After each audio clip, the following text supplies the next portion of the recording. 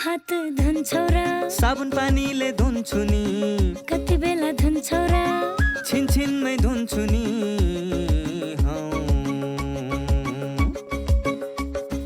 घरमा पस्दा अफिस पस्दा सधैँ धुन्छु हात, कोरोनालाई यसै गरी भगाइदिन्छु म त। घरमा पस्दा अफिस पस्दा सधैँ धुन्छु हात, कोरोनालाई यसै गरी भगाइदिन्छु म त। भान्सा छिर्नु अगाडि, खाना खानु अगाडि, जहाँ त्यही छोएपछि हातले छोपी खोकेपछि। हात धुन्छौ र साबुन पानीले धुन्छु नि, कति बेला धुन्छौ र छिनछिनमै धुन्छु नि। कोरोनाबाट बस्ने 3 उपायहरू। व्यक्ति व्यक्ति बीच 2 मिटर टाढा बस्ने, घरबाट बाहिर निस्कँदा मास्क लगाउने र बेला बेलामा साबुन पानीले मिच्ची मिच्ची 20 सेकेन्डसम्म हात धुने। कोरोनाबाट आफू पनि बचौँ र अरूलाई पनि बचाउँ। नमस्कार, स्वस्थ जीवन कार्यक्रममा तपाईलाई स्वागत छ। नेपाल सरकार स्वास्थ्य तथा जनसङ्ख्या मन्त्रालय, राष्ट्रिय स्वास्थ्य शिक्षा सूचना तथा सञ्चार केन्द्र र नेपाल टेलिभिजन बीच सहकार्यमा निर्माण गरिएको यो कार्यक्रम एनटिभी प्लसका साथै एनटिभी इटहरी र एनटिभी कोहलपुरबाट पनि हेर्न सक्नुहुनेछ। नेपालको संविधानले स्वास्थ्य सम्बन्धी हकलाई नागरिकको मौलिक हकका रूपमा प्रत्याभूत गरेको छ।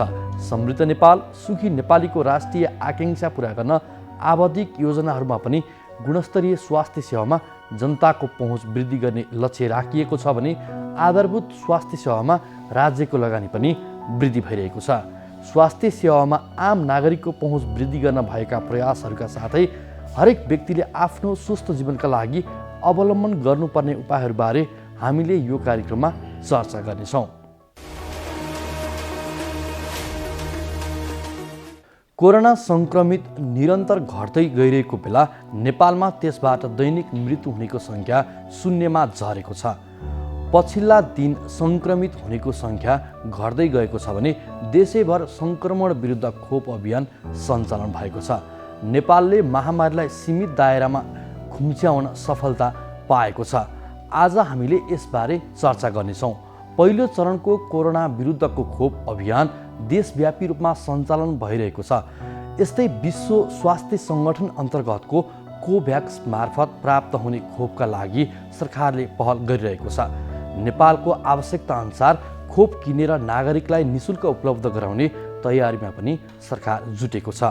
थप कोरोना सुनिश्चितका लागि सरकारको तयारीबारे स्वास्थ्य संवाद आज हामी प्रस्तुत गर्नेछौँ। साथै स्वस्थ जीवनशैली अपनाउन के गर्नुपर्छ यसबारे विज्ञको सुझाव पनि हामीसँग हुनेछ।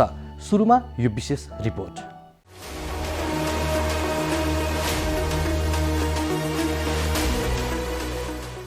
कोरोना सङ्क्रमित निरन्तर घट्दै गइरहेको बेला नेपालमा त्यसबाट मृत्यु हुनेको सङ्ख्या शून्यमा झरेको छ। 3 महिना अगाडि सङ्क्रमित सङ्ख्या दैनिक 20 देखि 25% हाराहारीमा थपिने गरेको भए पनि हाल सङ्क्रमितको सङ्ख्या पनि 8 देखि 10%मा झरेको छ। सरकारले व्यवस्थित रूपमा रोकथाम तथा नियन्त्रण गरेकोले सङ्क्रमण कम भएको हो। नेपालले कोरोना भाइरस कोभिड-19 को रोकथाम र नियन्त्रणमा खेलेको भूमिका दक्षिण एसियामै राम्रो छ। रोकथाम, नियन्त्रण, परीक्षण र समयमा नै उपचार व्यवस्था हुनुले अन्य देशको तुलनामा कोभिड-19 नियन्त्रण गर्न नेपाल सफल भएको हो। कोरोना सङ्क्रमणको विवरणमा सङ्क्रमितको सङ्ख्या घट्दो क्रममा रहँदा मृत्यु हुनेको सङ्ख्या पनि उल्लेख्य रूपमा कमी आएको छ। सार्क मुलुकमा कोरोना भाइरस सङ्क्रमितको सङ्ख्या कम हुनेमा नेपाल अग्रस्थानमा देखिएको छ। महामारीको फैलावटसँगै विकसित देशहरू सङ्क्रमण विरुद्ध खोप बनाउन सफल हुँदै आएपछि यसले मानव जीवन सुरक्षाको दीर्घकालीन प्रत्याभूति दिएको छ। नेपालले आधुनिक र परम्परागत उपचार विधि मार्फत महामारीलाई सीमित दायरामा खुम्च्याउन सफलता पाएको छ। अहिलेसम्म नेपालमा कोरोना सङ्क्रमणबाट 2020 जनाको मृत्यु भएको छ। स्वास्थ्य तथा जनसङ्ख्या मन्त्रालयका अनुसार कुल सङ्क्रमितको सङ्ख्या 2,70,588 पुगेको छ। हाल 113 जना क्वारेन्टिनमा छन्।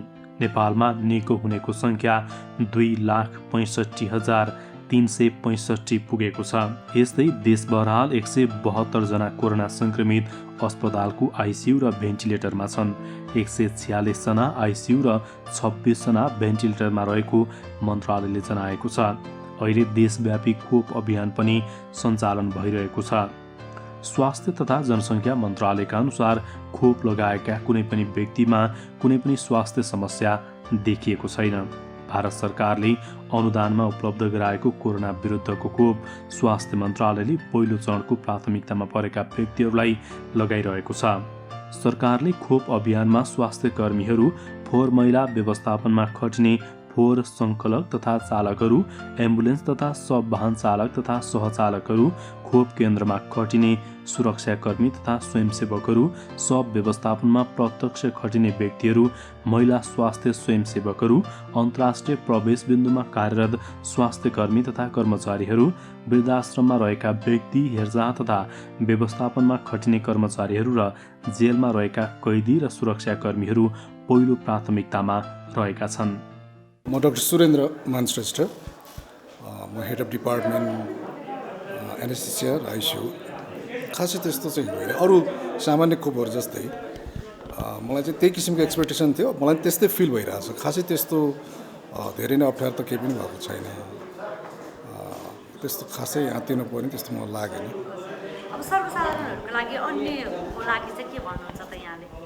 हजुर, सर्वसाधारण सबैजनालाई मैले के भन्छु भने जुन एउटा बजारमा जुन किसिमको एउटा हल्ला चलेको छ, अब त्यसले सायद अशिक्षित मात्रै होइन, शिक्षित पढे लेखेका र मेडिकल पर्सनहरूलाई पनि अलिकति कन्फ्युजन जस्तो गरेको छु। मैले पनि कता कता सुनिरहेको छु, फिल भइरहेको छ।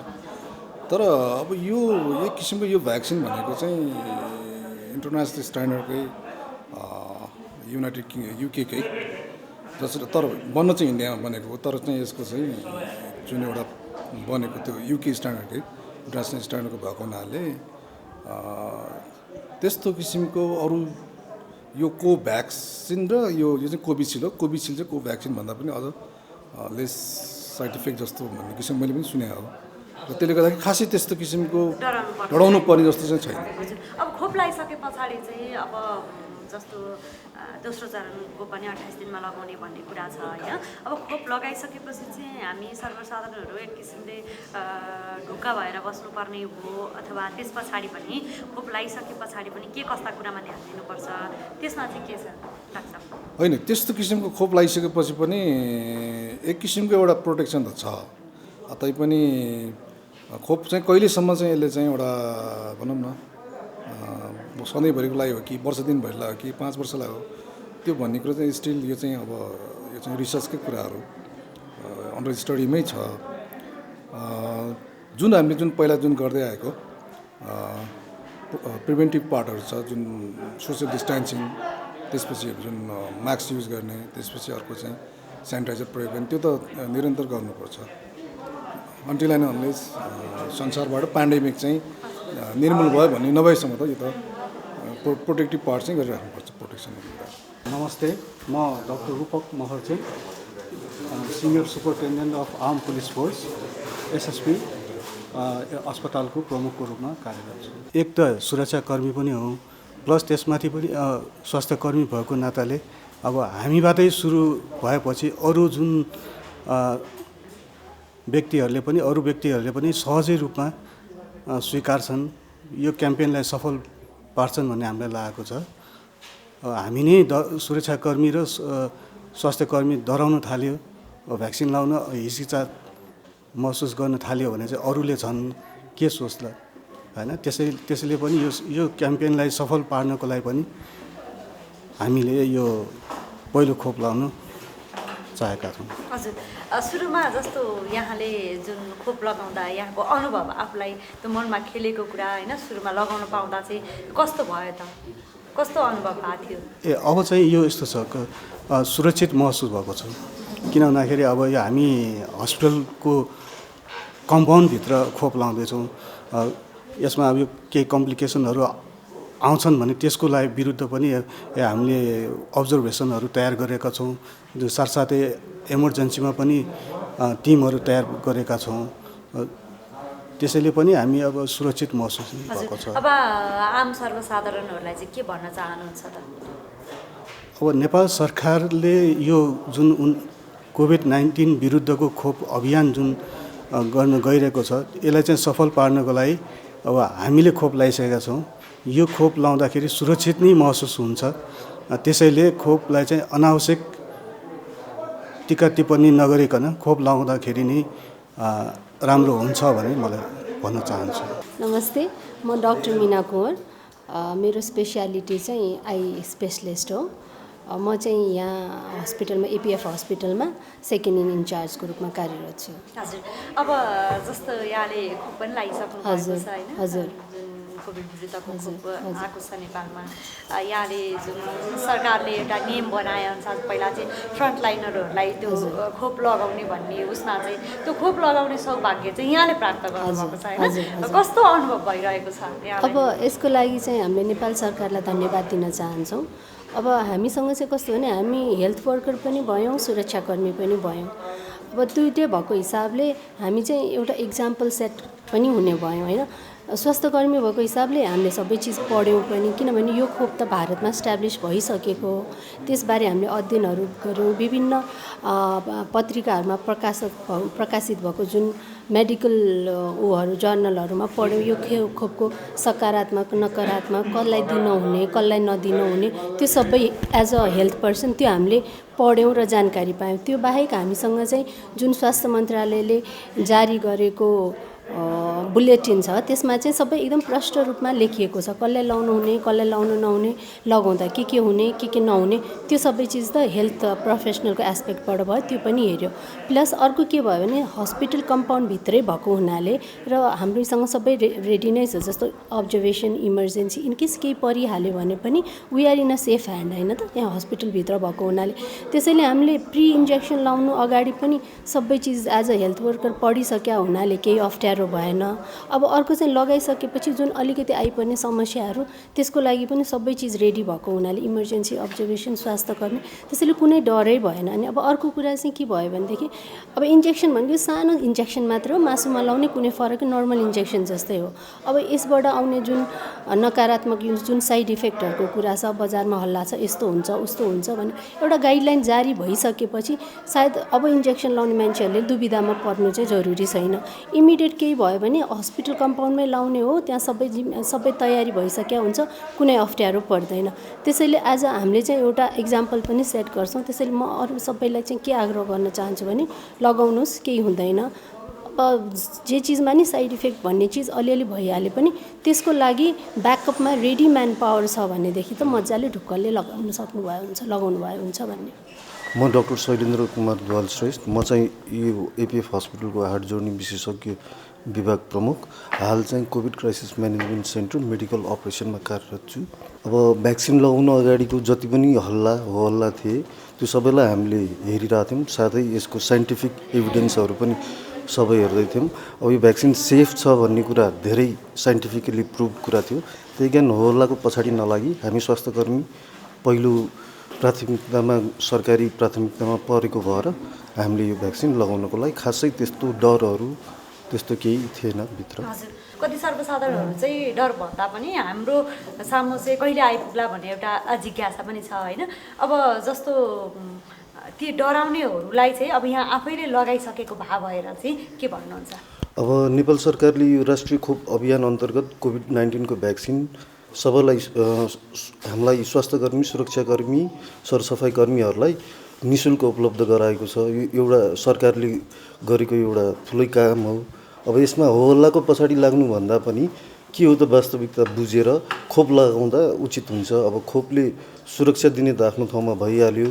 अब खोपको सानोतिनो साइड इफेक्टको पछाडि हल्ला सुनेर खोप नलाइकन बस्नुभन्दा खोप लगाएर आफू सुरक्षित हुनु नै यो पेन्डेमिक महामारीलाई नियन्त्रण गर्ने एउटा पद्धति पनि हो।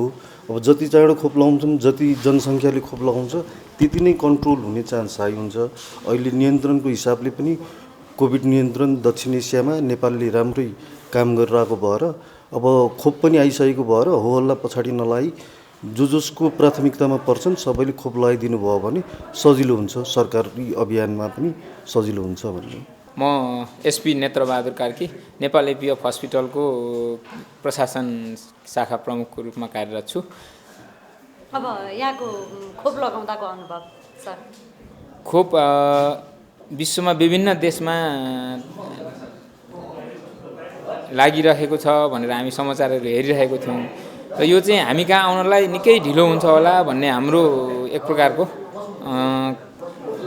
थियो। हस्पिटल प्रशासन र हस्पिटल व्यवस्थापकको हिसाबले म लगाउन पाउँदा नेपाल सरकारप्रति आभारी पनि छु र अहिले अब लगाएको आधा घन्टा हुन लाग्यो, त्यस्तो खालको कुनै लक्षणहरू रियाक्सन अथवा केही पनि त्यस्तो छैन। त्यो भएको भएर लाग्छ अब यो सुरक्षित हुनुपर्छ र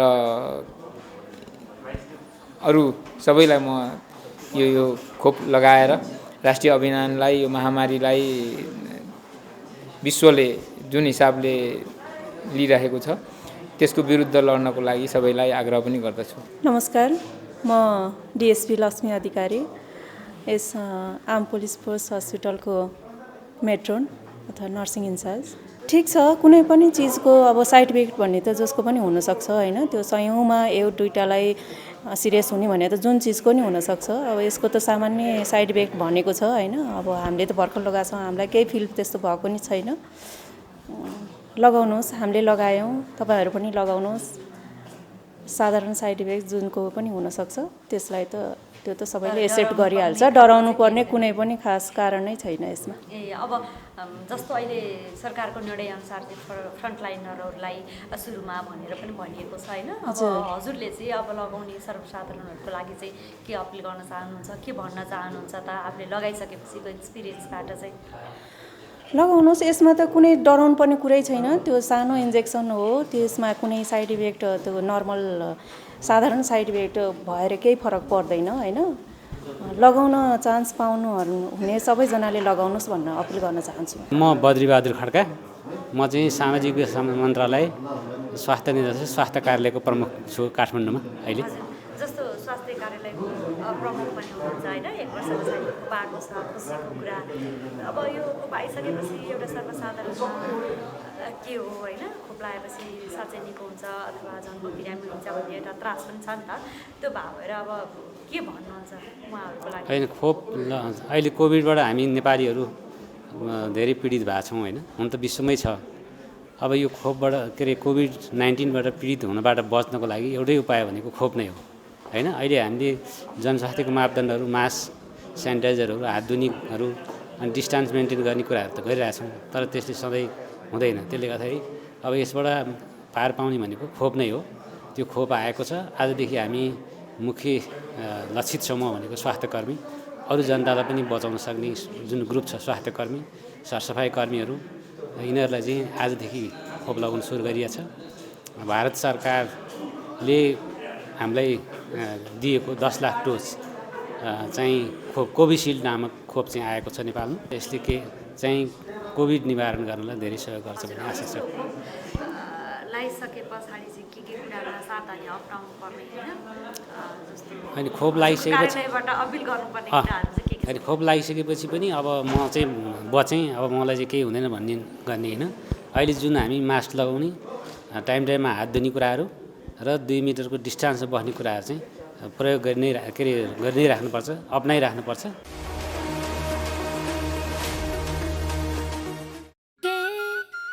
हात धुन्छौ र साबुन पानीले धुन्छु नि, कति बेला धुन्छौ र छिनछिनमै धुन्छु नि।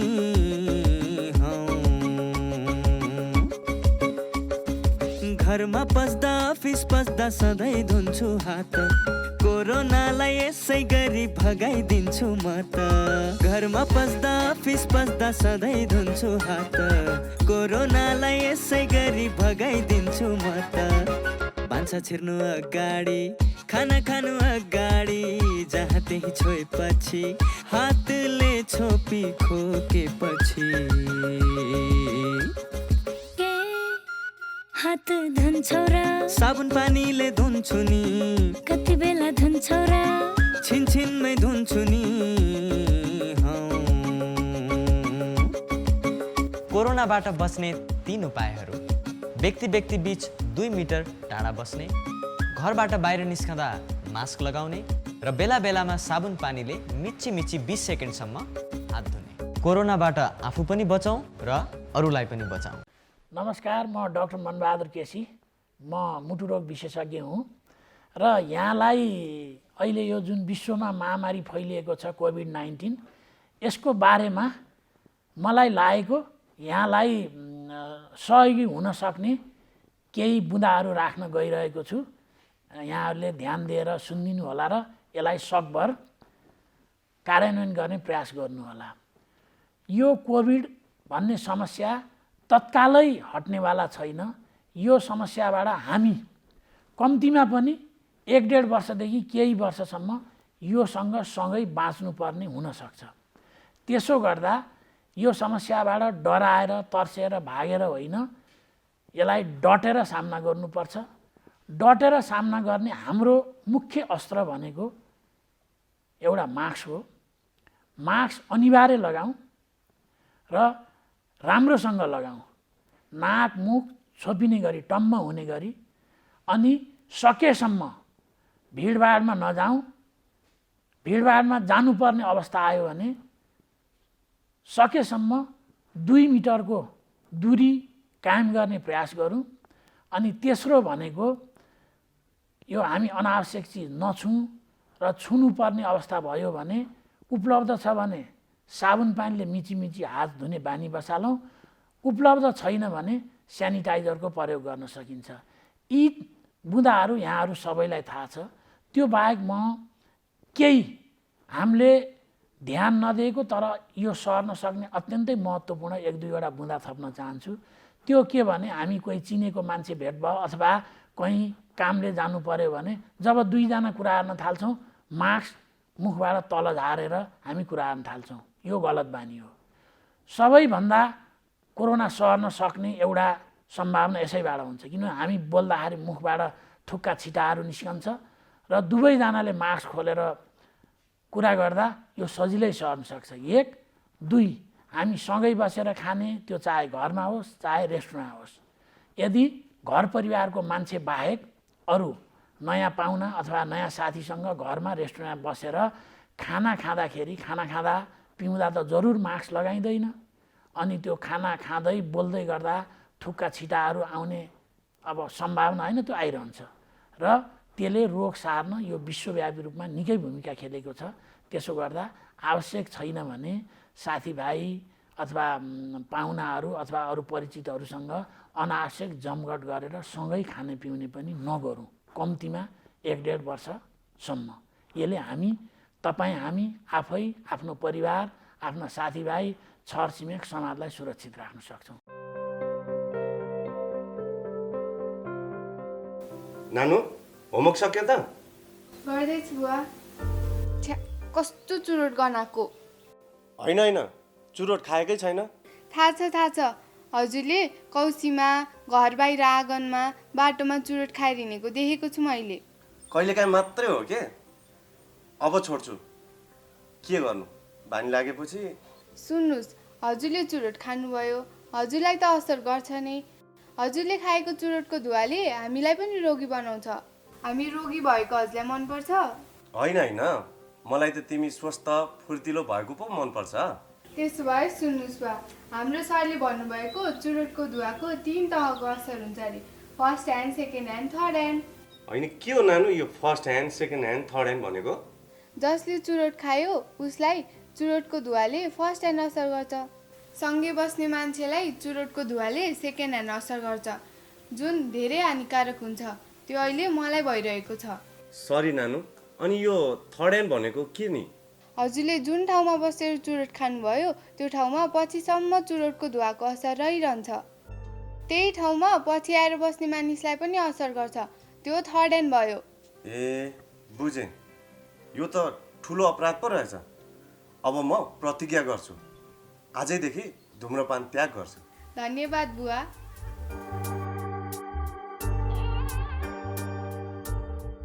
नमस्कार, डाक्टर प्रदीप केसी, आयुर्वेद चिकित्सालय नरदेवीमा निर्देशकको रूपमा कार्यरत छु।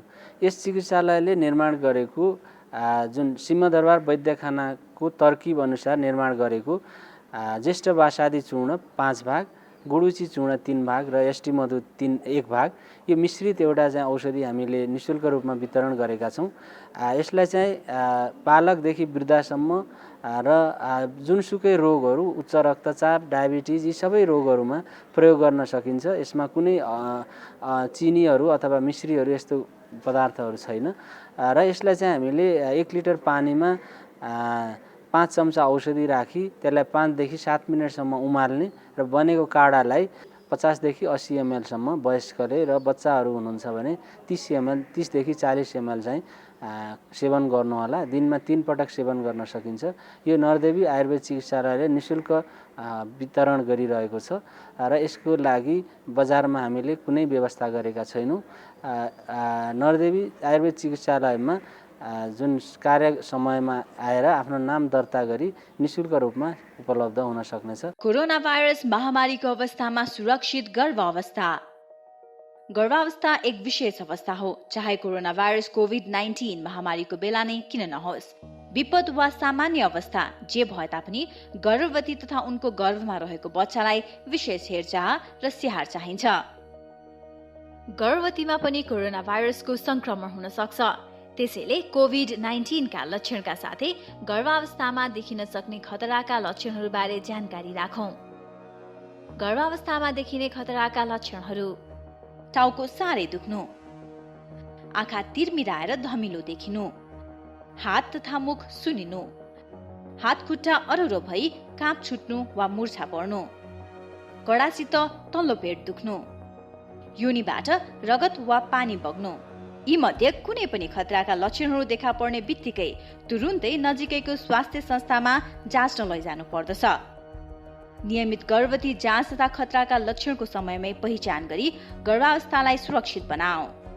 कोभिड-19 सम्बन्धी कुनै पनि जिज्ञासा वा परामर्श चाहिएमा पैसा नलाग्ने कल सेन्टर 1115 वा 1133 मा सम्पर्क गरौँ।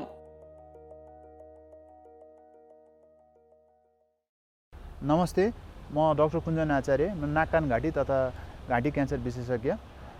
नाक कान घाँटीको क्यान्सर चाहिँ बेसिकली धेरै जस्तो चाहिँ हाम्रो जिब्रो, घाँटी, थाइरोइड, सास फेर्ने बाटो र खाना खाने नलीमा हुन्छन्। तिनीका लक्षणहरू भनेका जिब्रोमा घाउ आउने, टन्सिलमा घाउ आउने, सास फेर्न गाह्रो हुने, स्वर भाँसिरहने, लामो समयसम्म स्वर भाँसिरहने र बाहिरी घाँटीमा चाहिँ स्वेलिङहरू देखा पर्ने नै हुन्। यी समस्याहरू प्राय चाहिँ धेरै क्यान्सर ठुलो भएपछि देखिने समस्या हुन्। यी समस्या आउनुभन्दा अगाडि नै आफूलाई समस्या गाह्रो भएपछि सम्बन्धित डाक्टर साहबहरूका र नाक कान घाँटी स्पेसली नाक कान घाँटीको डाक्टर साहबहरूका जानु बेटर हुन्छन्। ती समस्याहरू भनेका जस्तै घाउ नै देखिनु हो, आफ्नो आँखाले घाउ नै देखिनु हो र त्यो स्पेसल्ली त्यो घाउ चाहिँ जिब्रोमा अथवा मुखमा 2 हप्ताभन्दा बढी समयसम्म घाउ रहिरहनु हो र स्वर भाँसिनु हो। अर्को घाँटीको क्यान्सरको प्रमुख लक्षण त्यो स्वर चाहिँ स्पेसली चुरोट धेरै खाने, स्मोकिङ धेरै गर्ने, एल्कोहल धेरै युज गर्ने व्यक्तिहरूमा 2 हप्ताभन्दा बढी स्वर भाँसिरहेको छ र बिचबिचमा ठिक पनि भएको छैन। त्यो स्वर चाहिँ बिचबिचमा ठिक भएको छैन भने पनि त्यो क्यान्सरको लक्षण हो र त्यसलाई इग्नोर गर्न मिल्दैन, त्यसमा यत्तिकै बसिरहन मिल्दैन। त्यसले चाहिँ भोलि जटिलता अप्नाउन सक्छ। किनभने क्यान्सरको जति अगाडि डायग्नोसिस गर्यो, निदान गर्यो, त्यसको उपचार त्यति नै सहज हुन्छ र सजिलोसँग त्यसलाई कटाउन सकिन्छ। अर्ली स्टेजमा डायग्नोसिस गर्यो भने त्यसको रिजल्ट राम्रो हुन्छ।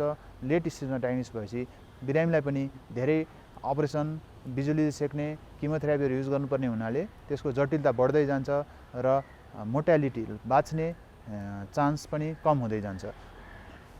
त्यस्तै गरेर घाँटीको क्यान्सरमा अर्को प्रमुख क्यान्सर हुने हामीले देख्ने थाइरोइडको क्यान्सर हो। थाइरोइडको क्यान्सरको एकदम राम्रो क्यान्सर हो। राम्रो क्यान्सर भन्न खोजेको क्यान्सर भए तापनि यसको निदान चाहिँ गरेर उपचार गरेपछि धेरै मान्छेहरू चाहिँ ठिक हुन्छन्। यो क्यान्सरले चाहिँ मान्छेको जिउ जानै नोक्सान गर्ने, थाइरोइडको क्यान्सरले जिउ जानै नोक्सान गर्ने चाहिँ अरू क्यान्सरको तुलनात्मक रूपमा एकदमै कम हुन्छ। जस्तै थाइरोइडको क्यान्सरको सिम्टम चाहिँ हाम्रो घाँटीमा स्वेलिङ हुनु हो र कहिलेकाहीँ स्वेलिङ हुनु अगाडि नै थाइरोइड क्यान्सर भइसकेको हुन्छ। हामीले थाइरोइड फङ्सन टेस्ट भन्ने टेस्ट गर्छौँ। त्यो टेस्ट गर्दाखेरिमा कहिलेकाहीँ हाइपोथाइरोइडिजम देखिएको खण्डमा पनि थाइरोइडको अल्ट्रासाउन्ड गरेर हेर्नुपर्ने हुन्छ। त्यो हेरेपछि त्यहाँ थाइरोइडमा केही गिर्खागुर्कीहरू छन् कि छैनन्, क्यान्सरको केही लक्षण छ कि छैन भनेर प्रष्ट देख्न सकिन्छ र सुरुमै उपचार गर्यो भने यसलाई हामीले कन्ट्रोल गरेर राख्न सक्छौँ। होइन ए दुर्गा, तिमीहरूको बिहा भएको त 3-3 वर्ष भइसक्यो, बच्चा जन्माउने त कुरै छैन बा। अब उहाँ भर्खर जागिर लाग्नु भएको, फेरि त्यति राम्रो कमाइ पनि छैन, अहिले नै बच्चा जन्माएर कसरी हुर्काउने? तपाईँले जस्तै वर्षेनी जन्माउनु राम्रो हो त? मैले तपाईँलाई पहिले भनेको थिएँ नि परिवार नियोजनको साधन अपनाउनु भनेर, तर मान्नु भएन। खै मैले त उहाँलाई भनेको नि, वास्तै गर्नुहुन्न। मैले त दिदी 5 वर्ष काम गर्ने पाखुरामा इम्प्लान्ट लगाएको छु नि। अर्को आयुसिटी भन्ने पनि हुन्छ, त्यसले एकपटक लगाएपछि 12 वर्षसम्म गर्भ रोक्छ, फेरि बिचमा सन्तानको इच्छा भए निकाल्न पनि मिल्छ। सजिलोको लागि त पिल सकी खाएको भए नि भइहाल्थ्यो नि। त्यही त, अनि 3 महिने सुई पनि छ, नभए दाइले गर्न परेको गरेको भए पनि त हुन्थ्यो।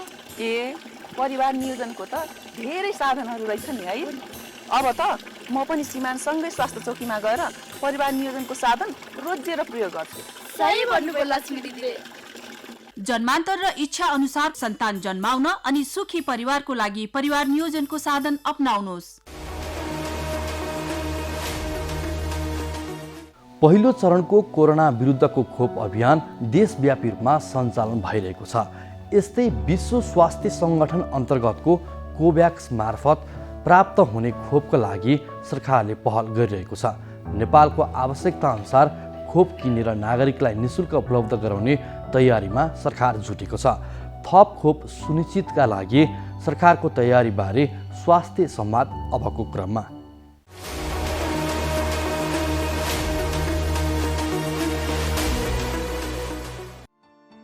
पहिलो चरणको कोरोना विरुद्धको खोप अभियान देशव्यापी सञ्चालन भइरहेको छ। यस्तै विश्व स्वास्थ्य सङ्गठन अन्तर्गतको कोभ्याक्स मार्फत प्राप्त हुने खोपका लागि पनि सरकारले पहल गरिरहेको छ। नेपालको आवश्यकताअनुसार खोप किनेर नागरिकलाई निशुल्क उपलब्ध गराउने तयारीमा सरकार जुटेको छ। भारत सरकारको अनुदानमा ल्याइएको 10 लाख डोज खोप सुरुमा 4,30,000 व्यक्तिलाई लगाइने र पुनः खोप आएपछि समुदाय स्तरमा लगाइने भएकोले खोपको सुनिश्चिततामा पूर्ण विश्वस्त हुन सकिनेछ। थप खोप सुनिश्चितताको लागि सरकारको तयारीबारे हामीले स्वास्थ्य तथा जनसङ्ख्या मन्त्रालयका सचिव लक्ष्मण अर्यालसँग संवाद गरेका छौँ। हामीले कोभिड-19 को रोग विरुद्धको खोप चाहिँ 10 लाख डोज चाहिँ प्राप्त गरेका छौँ। हामीले कोभिड विरुद्धको खोप लगाउनका लागि चाहिँ हामीसँग एउटा कार्ययोजना छ। त्यो कार्ययोजना चाहिँ नेपाल सरकार मन्त्री परिषदबाट निर्णय भएको छ। त्यहाँ प्राथमिकता क्रमहरू निर्धारण गरिएको छ। पहिलो खोप प्राप्त गर्ने अधिकार चाहिँ अग्रपङ्क्तिमा खटिएका स्वास्थ्यकर्मी, सफाइकर्मी, अनि तपाईँको त्यसमा सब व्यवस्थापन गर्ने एम्बुलेन्सको चालकहरू, अनि समूहमा बस्ने जस्तै तपाईँको कारागारमा बस्नेहरू, अनि तपाईँको पोर्ट अफ इन्ट्रीमा काम गर्ने, प्रवेश नाकाहरूमा काम गर्नेहरू, स्वयंसेविकाहरूलाई हामीले पहिलो प्राथमिकतामा खोप लाउने गरी चाहिँ करिब 4,30,000 सङ्ख्या चाहिँ निर्धारण गरेका छौँ र त्यसलाई 2 डोजको हिसाबले चाहिँ हामी खोप लाउने पूर्व तयारी गरेका छौँ। र यो खोप सेसन चाहिँ 4,30,000 मान्छेलाई खोप लगाउनको लागि चाहिँ हामी खोप सेसन सुरु भएदेखि 10 दिनसम्मको खोप सेसन सञ्चालन गर्छौँ र 10 दिनभित्र चाहिँ हामी पहिलो डोजको खोपहरू चाहिँ सबैलाई लगाउँछौँ। र खोप लगाउनका लागि हाम्रो विद्युतीय प्रणालीमा हामीले नामावलीहरू मागेका छौँ। त्यो नामावलीको आधारमा हामीले चाहिँ खोपहरू लगाउँछौँ। यो खोप चाहिँ म्यान्डेटरी होइन, मन्जुरीको आधारमा, व्यक्तिको मन्जुरीको आधारमा लगाउने हो। यो खोपको न्यूनतम चाहिँ तपाईँको 70% चाहिँ यसको इफिकेसी छ, यसको सुरक्षित छ, प्रभावकारिता छ। यो खोप चाहिँ हामीले लगाएको खोप चाहिँ अक्सफोर्ड युनिभर्सिटीले र एक्स्ट्राजेनिकाले डेभलप गरेको खोप हो र यो भारतमा उत्पादन भएको कोभिसिल्ड खोप हो। यो खोपलाई भारत सरकार, बेलायत, मेक्सिको, बङ्गलादेश लगायतका देशहरूले हामीले जस्तै एउटा नियामक निकायहरूले यसको प्रयोगको आपतकालीन प्रयोगको लागि चाहिँ अनुमति दिइसकेका छन् र हामीले पनि यसलाई दिइसकेका छौँ। र यो खोप चाहिँ निकट भविष्यमै विश्व स्वास्थ्य सङ्गठनबाट पनि आपतकालीन प्रयोगको लागि चाहिँ मान्यता पाउने सम्भावना पाउँछ। त्यसको आधारमा चाहिँ यो खोप चाहिँ म यसका प्राथमिकतामा परेका सबै स्वास्थ्यकर्मीहरू, यसको प्राथमिकतामा रहनुभएका हाम्रा सफाइकर्मीहरू, एम्बुलेन्स चालकहरू, सब व्यवस्थापनमा खटिनुभएका कर्मचारीहरू, चालकहरू र हाम्रा जेलमा बस्नुभएका सबै बन्दीहरू, राजबन्दीहरू र वृद्धाश्रममा बस्ने व्यक्तिहरू र हाम्रा प्रवेश नाकामा काम गर्ने कर्मचारीहरूलाई हामी क्रमशः खोपहरू यो उपलब्ध गराउँछौँ। हाम्रो प्राथमिकता हो। यो खोप चाहिँ सबै स्वास्थ्य संस्थामा आएर लगाउनु पर्ने हुन्छ। स्वास्थ्य संस्थाभित्र खोप लगाउँदाखेरि यसबाट केही अवांछित घटना घट्यो भने पनि त्यो अनुसारको हामी तयारी गरेका छौँ। कोभिड-19 विरुद्धको जुन खोप लगाइएको छ, यो खोप लगाइएको 28 दिनपछि चाहिँ अर्को खोप लगाउनुपर्छ भनिएको छ। खासमा ठ्याक्कै त्यो 28 दिनभित्रमा लाउन सम्भव हुन्छ कि हुन्न, कसरी व्यवस्थापन गर्नुभएको छ त? खोप लगाउँदाखेरिका हाम्रा तपाईँका विधि र प्रक्रियाहरू पनि हामीले सबैलाई भन्नुपर्ने हुन्छ। यो नयाँ खालको खोप हो। त्यो हामी हाम्रो खोप लगाउने साथीहरूलाई तालिम दिइसकेका छौँ। तालिमको डकुमेन्टहरू तयार गरेका छौँ। हामीले के भनेका छौँ भन्दाखेरि अर्को महिना भनेका छौँ। अर्को महिनाको दिन भन्दाखेरि के हुन्छ भने मान्छेलाई सम्झन पनि सजिलो हुन्छ। त्यो भएर हामी 28 दिन पछि लाउने हो। त्यो भएपछि हामी 14 गते खोप लगाउनु भएका हाम्रा प्राथमिकतामा परेका व्यक्तिहरूले चाहिँ अर्को फागुन 14 गते उहाँहरू चाहिँ खोप लगाउन आउनुपर्ने हुन्छ। त्यसरी हामी खोप कार्डमै के गर्छौँ भने अर्को नेक्स्ट डोजको चाहिँ डेट चाहिँ हामी लेखेर पठाउँछौँ। भनेपछि त्यो नेक्स्टको लागि पनि सबै एकदम सबै हामीसँग छ। खोपको हामी स्टोरमा राखिरहेका छौँ। सातै प्रदेशमा हामी चाहिँ इन्ट्याक गर्छौँ। हजुर, कोभिड-19 विरुद्धको जुन खोप आएको छ, यो पहिलो चरणमा कसलाई लाउने तयारी गर्नुभएको छ? हामीले खोप सेसन सुरु गरेको खोप केन्द्रमा चाहिँ 10 दिनभित्र चाहिँ हामी पहिलो सेसन चाहिँ सक्ने भनेका छौँ। मलाई लाग्छ हामी 10 दिनभित्र पहिलो सेसन सक्छौँ। 14 गते सुरु गरेको खोप केन्द्रमा 24 गतेसम्म खोप लगाउँछौँ। यदि 18 गते कुनै खोप केन्द्रमा खोप सुरु भयो भने माघको 28 गतेसम्म सक्छौँ हामी। पहिलो चरणको खोप लगाइसकेपछि जुन दोस्रो चरणको खोप लगाइन्छ नि, त्यसको लागि चाहिँ तयारी कस्तो छ? पहिलो खोप लगाउँदाखेरि नै हामी खोप कार्डहरू इस्यु गर्छौँ र उहाँ अर्को भिजिट कहिले गर्ने भन्ने कुरा त्यही खोप केन्द्रमा नै उहाँहरू आउनुपर्ने हुन्छ। हामी निश्चित गरेका छौँ। र हामी के कुरामा सचेत छौँ भन्दाखेरि हामीसँग चाहिँ ग्राम स्वास्थ्य स्वयंसेविकाहरू असाध्यै धेरै हुनुहुन्छ। हामीसँग स्वास्थ्य प्रणाली असाध्यै राम्रो छ। खोपमा हामी चाहिँ राम्रै खोप लगाउन सक्ने सक्षमता भएको देशमा पर्छौँ र हामीले दोस्रो खोपमा ड्रप आउट रेट चाहिँ कम गर्ने गरी नै हामी खोप लगाउनु पर्ने हुन्छ। र अर्को चाहिँ यो खोप लगाउँदाखेरि स्वास्थ्य संस्थाबाट खोप लगाउँदाखेरि चाहिँ यसको खेर जाने दर चाहिँ असाध्यै हामीले लेस देन 1% राखेरै यो प्रिसियस छ, अति महत्त्वपूर्ण छ, 1% भन्दा कम गरेरै खोप लगाउनुपर्छ भन्ने हिसाबले तयारी गरेका छौँ। र बाँकी अरू रहेकालाई 3% पहिलो प्राथमिकतामा परेका जनसङ्ख्यामध्ये 9,11,000लाई खोप लगाउनु पर्ने हुन्थ्यो। 9,11,000 मध्ये हामी 4,30,000लाई तत्काल पहिलो डोज र दोस्रो मात्रा समेतको गरेर चाहिँ खोपको व्यवस्थापन गरेका छौँ। त्यसपछि बाँकी पनि हामी अरू खोपको खरिद प्रक्रियाहरू अगाडि बढाएका छौँ। विभिन्न देशहरूसँग हामीले खरिद प्रक्रियाको लागि प्रक्रिया अगाडि गरेका छौँ। हामी अर्को खेपको यो पहिलो खेप खोप लगाएर बस्दैनौँ। हामी अर्को खेपको खोप ल्याउनको लागि पनि पहिला हामी चाहिँ 9,11,000लाई लगाउँछौँ। त्यसपछि हामी के गर्छौँ भन्दाखेरि हाम्रा 70 वर्षभन्दा माथिको सिनियर सिटिजनको सङ्ख्या 15 लाखसम्म देखिन्छ। त्यो 15 लाखलाई त्यसपछि लगाउँछौँ। त्यसपछि तपाईँको के गर्छौँ भन्दाखेरि अरू प्राथमिकताकाहरूलाई पनि हामी खोप लगाएर लिएर जान्छौँ। र हाम्रो प्राथमिकता भनेको के हो भने पहिलो 3% भनेको फ्रन्टलाइनरहरू हुनुहुन्छ, उहाँहरू भनेको 9,11,000 हो। त्यसपछि बाँकी रहेको 17% सहितको 3%को जनसङ्ख्या भनेको 60 लाख हो। त्यो 60 लाखलाई खोप लगाउँछौँ। र अब हामी 60 लाखभित्र को पर्नुहुन्छ भन्दाखेरि 55 वर्षभन्दा माथिको सबै सिनियर सिटिजन पर्नुहुन्छ। अनि त्यसपछि 40 वर्षदेखि 55 वर्ष 54 वर्ष उमेरसम्मको अरू दीर्घरोगीहरू हुनुहुन्छ नि उहाँहरू पर्नुहुन्छ। र विदेशबाट फर्केर आउनुभएको कुनै दीर्घरोगी हुनुहुन्छ नि उहाँहरू पनि पर्नुहुन्छ। र पहिलो प्राथमिकता चाहिँ पहिलो 20%लाई चाहिँ हामी खोपको सुनिश्चितता गर्ने, खोपको प्रयोग गर्ने र त्यसपछि चाहिँ अर्को 20%को लागि गर्नुपर्ने हुन्छ। हामी खोपको खरिद प्रक्रियामा चाहिँ गाभी अन्तर्गतको कोभ्याक्समा पनि इलिजिबल भइसकेका छौँ। त्यहाँ पनि हाम्रा आवेदनहरू गरिसकेका छौँ। त्यहाँबाट हामीले 20% खोप प्राप्त गरेका छौँ।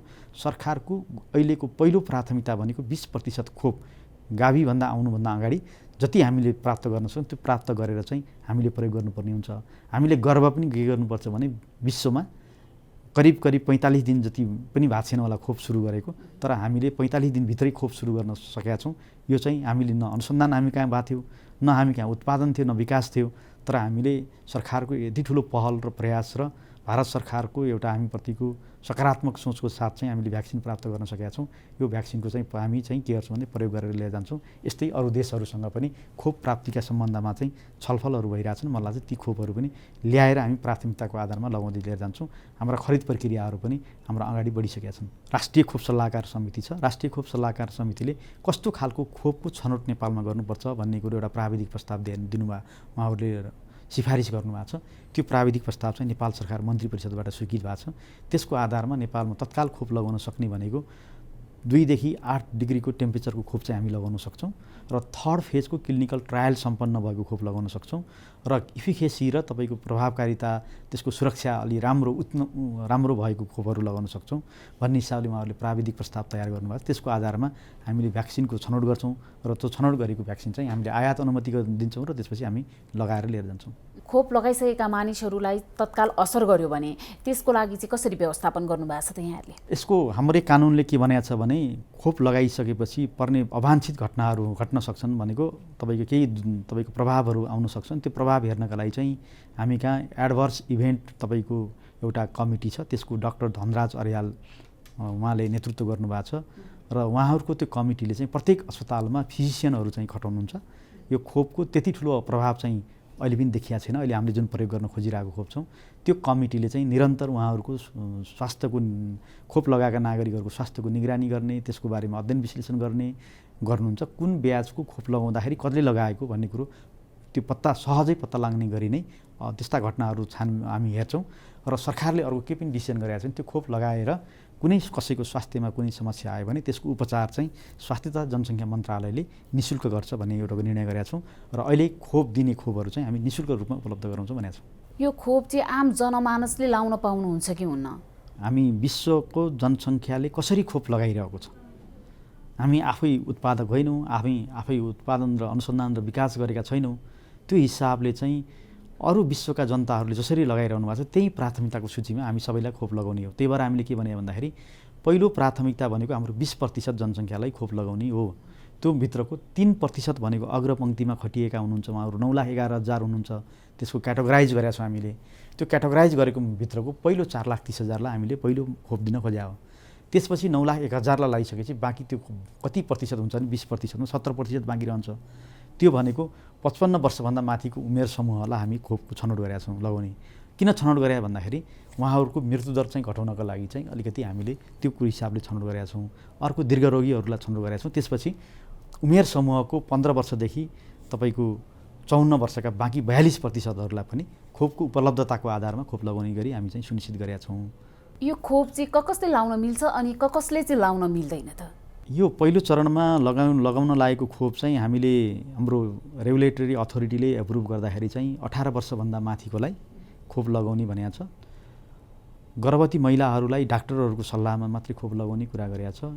इम्युनोसर्पेस भएकोहरूलाई पनि हामी खोप चाहिँ अहिले लगाउँदैनौँ र हामी चाहिँ तपाईँको अलिकति एलर्जिक खालको कुनै हुनुहुन्छ भने उहाँहरूलाई पनि कोही खोप नलिनका लागि चाहिँ अनुरोध गर्छौँ। हामीले यी क्राइटेरियामा नपर्ने बाँकीलाई चाहिँ खोप लगाउँछौँ। यो अरू देशहरूमा पनि तपाईँको जसरी अथोरिटी एप्रुभल गरे हुन्छ, एप्रुभल दिँदाखेरि जसरी ख्याल गरिएको हुन्छ त्यही साइन्सको आधारमा हामी गरेका छौँ र यसरी पहिलो चरणमा हेर्दा केही त्यस्तो देखियो भने त्यसको आधारमा हामी यसलाई रिभिजन गरेर अगाडि जान्छौँ। यो खोप कतिको विश्वसनीय छ त? मानिसहरूले ढुक्क भएर लाउन सक्ने अवस्था छ कि छैन?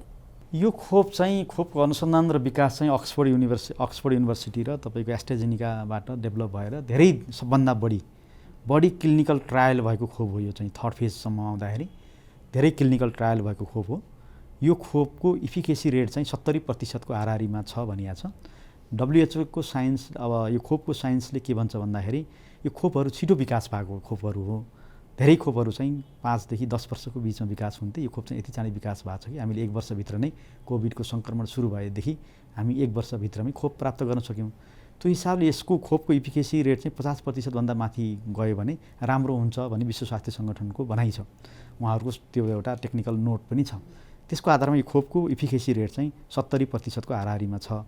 त्यो हिसाबले यो खोप चाहिँ एकदम प्रभावकारी खोप हो भन्ने लागेर नै स्वास्थ्य तथा जनसङ्ख्या मन्त्रालयले हाम्रा नागरिकहरूलाई प्रयोग गर्नका लागि चाहिँ हामी प्रोत्साहित गर्छौँ। यो एकदम गुणस्तरीय छ, यसको प्रभावकारिता राम्रो छ, यो सुरक्षित छ। यस पछाडि घट्ने अवांछित घटनाका लागि पनि हामी एकदम सचेत छौँ। केही त्यस्तो घटना घट्यो भने हाम्रो मेडिकल टिमले चाहिँ हामी त्यसलाई व्यवस्थापन गर्छौँ र त्यसको सबै जिम्मा चाहिँ नेपाल सरकारले लिन्छ। एउटा भ्रम चाहिँ छ बाहिर, यो क्लिनिकल ट्रायलका लागि प्रयोग गर्न खोजिएको खोप होइन। यो थर्ड फेजको क्लिनिकल ट्रायल सकिएर मान्छेमा प्रयोग गर्नका लागि चाहिँ एउटा महामारीमा चाहिँ इमर्जेन्सी युज अथोराइजेसन भन्छ, यो आपतकालको प्रयोगको विधिबाट चाहिँ प्रयोग गर्न लागि खोप हो। योभन्दा अगाडि हामी जापानिज इन्सेफ्लाइटिसमा पनि WHO मा लिस्टिङ नभएका खोप पनि हामीले आपतकालीन प्रयोग गरेका थियौँ। त्यतिखेर पनि हाम्रो सिकाइ के थियो भन्दाखेरि हामी कहाँ घटनाहरू चाहिँ कम घटेका थिए प्रभावकारिता असाध्यै राम्रो थियो।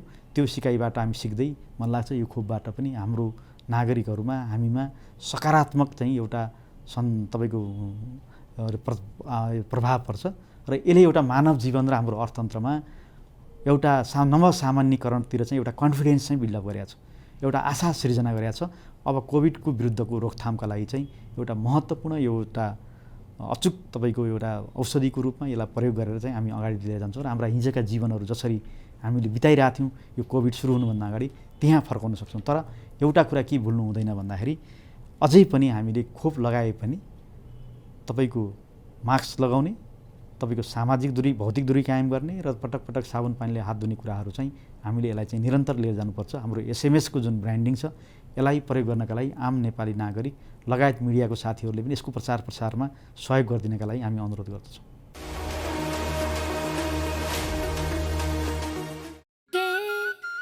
हात धुन्छौ र साबुन पानीले धुन्छु नि, कति बेला धुन्छौ र छिनछिनमै धुन्छु नि।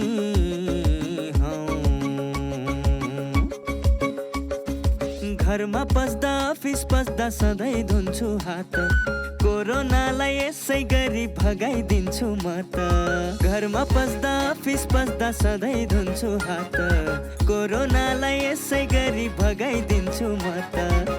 भान्सा छिर्नु अगाडि, खाना खानु अगाडि, जहाँ त्यही छोएपछि हातले छोपी खोकेपछि। हात धुन्छौ र साबुन पानीले धुन्छु नि, कति बेला धुन्छौ र छिनछिनमै धुन्छु नि।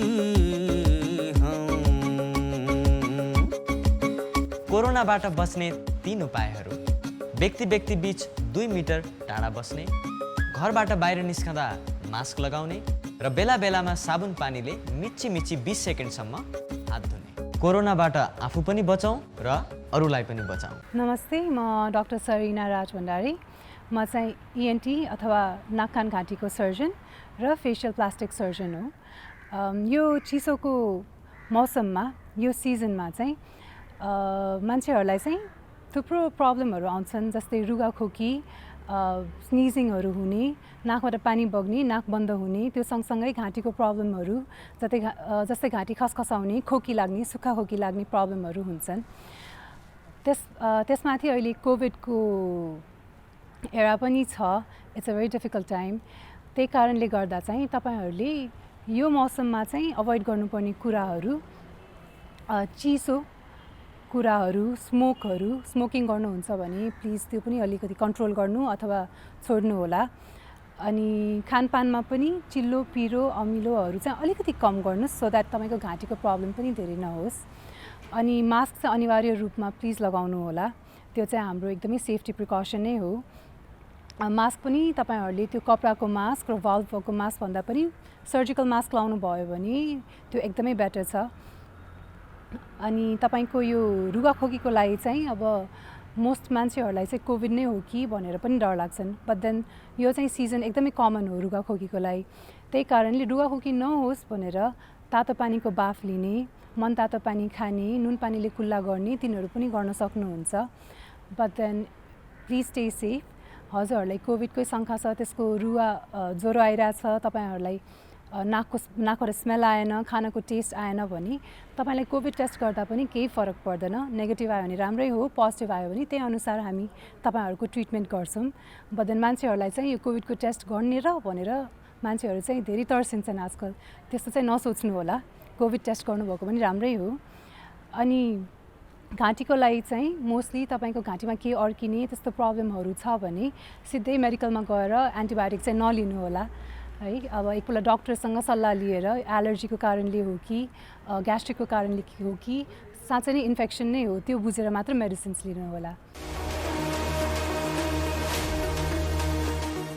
स्वस्थ जीवनशैलीका लागि स्वस्थ खानपान, सरसफाइ र व्यायामलाई आफ्नो दिनचर्याको हिस्सा बनाउन विशेषज्ञहरू सुझाव दिन्छन्। अव्यवस्थित दिनचर्याले हाम्रो स्वास्थ्यमा प्रतिकूल असर पारिरहेको हुन्छ। स्वस्थ जीवनका लागि खानपान, बानी व्यवहार, जीवनशैली आदिमा ध्यान दिनुपर्छ। स्वस्थ जीवनशैली कसरी अपनाउने यसबारे विज्ञको सुझाव अबको क्रममा।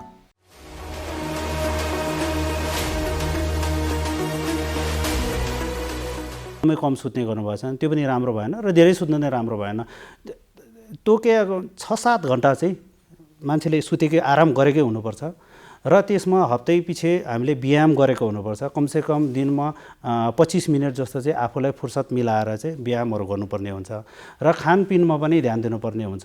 जस्तै अब यसमा सागसब्जीमा फलफुलमा धेरै मात्रामा लिनु पर्यो। अब जस्तै यो लिने भनेर फेरि विन्टरको यो फेरि विन्टरमा चाहिँ धेरै खायो भने घाँटी दुख्ने यस्तोहरू होला हैन। त्यही भएर समरमा यो झोल पदार्थहरू चाहिँ बेसी मात्रामा लिने अनि पानीको मात्रामा शरीरमा पानीको प्रशस्त मात्रा लिनु पर्यो। अब विन्टरमा कम लिए पनि हुन्छ, समरमा धेरै लिनुपर्ने हुन्छ। यो चाहिँ कसरी थाहा पाउने त भन्दाखेरि कमसेकम हामीले पिसाब फेर्दा कमसेकम 2 लिटर चाहिँ पिसाब फेरे हुनुभयो भने चाहिँ हामीले चाहिँ शरीरमा यो पानीको मात्रामा चाहिँ पूर्ति गरेको भन्छ। किनभने हाम्रो शरीरमा कमसेकम 50 देखि 60% त पानी नै हुन्छ, त्यही भएर त्यसलाई पूर्ति गर्नुपर्ने हुन्छ। त्यही भएर यो एउटा खानपिनको भयो, एक्सर्साइजको भयो। अनि हामीले चाहिँ अब कुनै कार्य जस्तै अब हाम्रो अब यो कृषि प्रधान देश भनिन्छ हैन। अब यहाँ हामीले एग्रिकल्चरहरू गर्दाखेरि अहिलेको त अब विषादी नलाइकन उत्पादन नहुने भने विषादीहरू छर्ने गर्छन्। तर त्यो विषादी छर्दाखेरि कस्तो हुन्छ भन्दाखेरि हामीले प्रोटेक्टिभ इक्विपमेन्ट्सहरू लगाएको हुँदैनन्, मास्कहरू राम्रो लगाएको हुँदैन, गाउन लगाएको हुँदैन। त्योहरू चाहिँ एकदम जरुरी हुन्छ त्यो काम गर्दाखेरि। जस्तै पेन्टरहरूले पनि कमसेकम त्यो हामीले एडभाइस गरेको मास्कहरू लाउनु पर्ने हुन्छ। अनि त्यही भएर योहरूमा चाहिँ एकदम ध्यान दिनुपर्छ जस्तो लाग्छ मलाई। सुर्तीजन्य पदार्थ नियन्त्रण र नियमन गर्न ऐन पालना गर्ने बारे अनुरोध। सुर्तीजन्य पदार्थ नियन्त्रण र नियमन गर्न निम्न कुराहरू कानुनतः निषेध गरिएको छ। कसैले पनि सुर्तीजन्य पदार्थको विज्ञापन प्रवर्धन हुने गरी बिक्री स्थल वा कहीँ कतै पनि प्रदर्शन सजावट गरेर राख्न पाइने छैन। साथै सुर्तीजन्य पदार्थको बट्टा वा प्याकेटमा अरूले देख्ने गरी सुर्ती, चुरोट, स्मोक रड मेसिनको लोगो चिन्ह, चिन्ने संकेत गरी छाप्ने छपाउने प्रदर्शन प्रयोग गर्न पाइने छैन र internet, website, Viber, Facebook, Skype जस्ता सामाजिक सञ्चार माध्यमहरूमा सुर्तीजन्य पदार्थको चिन्ह, फोटो राख्न र यस्ता वस्तुको मूल्य सूची राख्न अनि प्रचार प्रसार गर्न पाइने छैन। यस्तै कुनै पनि मनोरञ्जनात्मक, धार्मिक, शैक्षिक कार्यक्रम, सार्वजनिक स्थलमा सुर्तीजन्य पदार्थको बेचबिखन र प्रचार प्रसारमा बन्देज गरिएको छ। यो नियम विपरीत कसैले कुनै यस्ता कार्य गरेमा ऐन नियम बमोजिम कारबाही हुनेछ। राष्ट्रिय स्वास्थ्य शिक्षा सूचना तथा सञ्चार केन्द्र।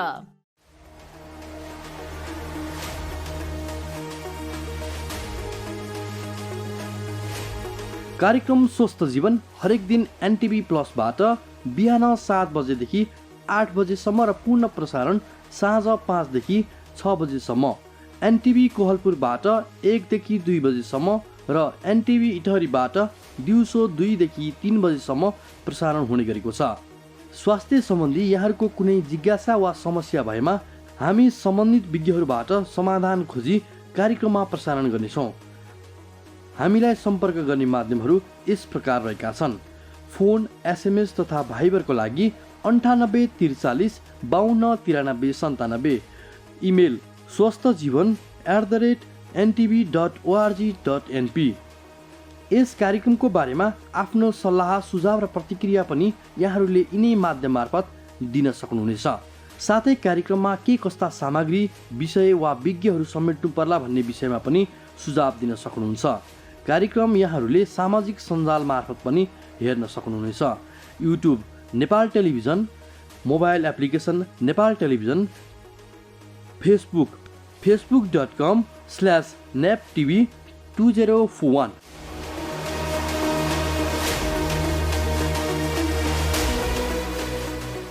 अब भने हामी कार्यक्रमको अन्त्यतिर आइपुगेका छौँ। कोरोना सङ्क्रमित निरन्तर घट्दै गइरहेको बेला नेपालमा त्यसबाट दैनिक मृत्यु हुनेको सङ्ख्या शून्यमा झरेको छ।